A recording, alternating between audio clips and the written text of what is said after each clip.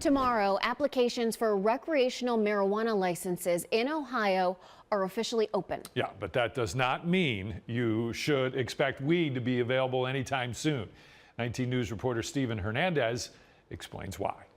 The state of Ohio will be one step closer to the sale of recreational marijuana tomorrow as they open up their license applications. But its rollout is set to be smaller and more precise, only opening up to certain dispensaries.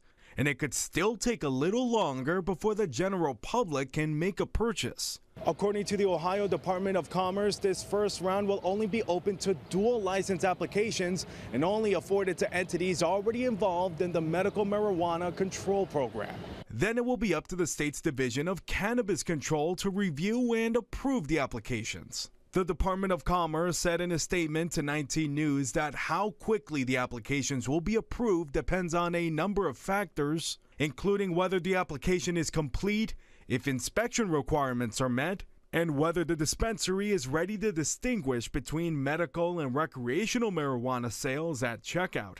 Back in February, the superintendent of the Division of Cannabis Control, Jim Canepa, said the state is doing everything it can to ensure a smooth rollout of recreational sales.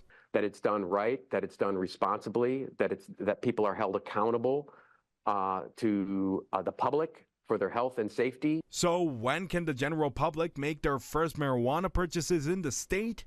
The Commerce Department says there's no date set in stone. Once the state starts issuing licenses, it will be up to the retailer to decide when sales begin. A far wider rollout will kick off this fall as the state will start distributing licenses to non-medical dispensaries no later than September 7th. In Cleveland, Stephen Hernandez.